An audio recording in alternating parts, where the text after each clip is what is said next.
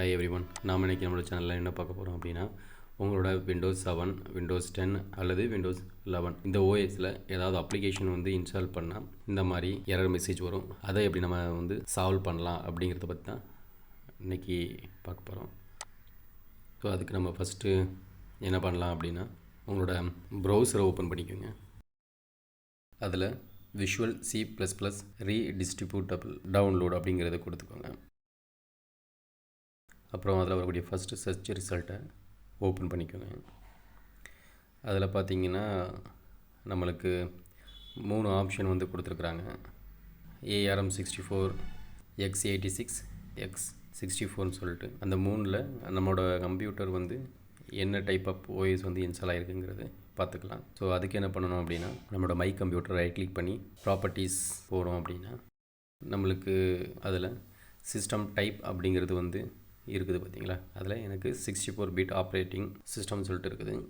So உங்களோட operating system என்ன அப்படிங்கிறது இதே போல் இருக்கும்.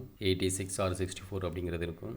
அதில் என்ன டைப் ஓஎஸோ அதுக்கேற்ற ஃபைலை நீங்கள் இதில் டவுன்லோட் பண்ணிக்கோங்க. நான் 64ங்கிறதுனால 64 செலக்ட் பண்ணியிருக்கிறேன்.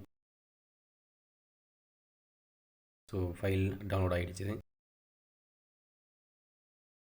ஷோ ஓப்பன் ஃபோல்டர்னு சொல்லி கொடுத்துருக்குறேன். இதில் பார்த்தீங்கன்னா அந்த ஃபைல் டவுன்லோட் ஆனது இது இருக்குது. அதை நம்ம இன்ஸ்டால் பண்ணிக்கலாம். ஸோ ரைட் கிளிக் பண்ணி ஓப்பன் கொடுங்க.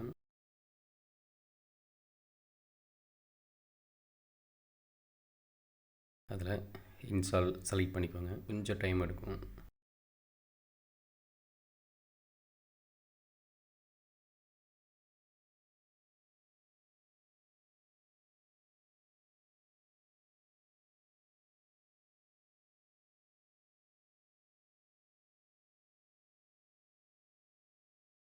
எல்லா விண்டோவும் க்ளோஸ் பண்ணிக்கலாம். பார்த்தீங்கன்னா இன்ஸ்டால் ஆகிட்டே இருக்குது.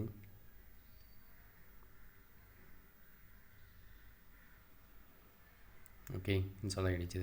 இனி க்ளோஸ் கொடுத்துட்டு நம்மளோட கம்ப்யூட்டரை ஒரு வாட்டி ரீஸ்டார்ட் பண்ணிவிட்டு அகெயின் அதே அப்ளிகேஷனை நீங்கள் இன்ஸ்டால் பண்ணாலோ இல்லை அதை ஓப்பன் பண்ணாலோ உங்களுக்கு அந்த எரர்ஸ் வராது, சால்வ் ஆகிடும். அவ்வளோதான். உங்களுக்கு இந்த வீடியோ பிடிச்சிருக்குன்னு நினைக்கிறேன். இந்த வீடியோ உங்களுக்கு பிடிச்சிருந்ததுன்னா லைக் பண்ணுங்கள், ஷேர் பண்ணுங்கள், கூடவே என்னோடய சேனலை சப்ஸ்கிரைப் பண்ணுங்கள்.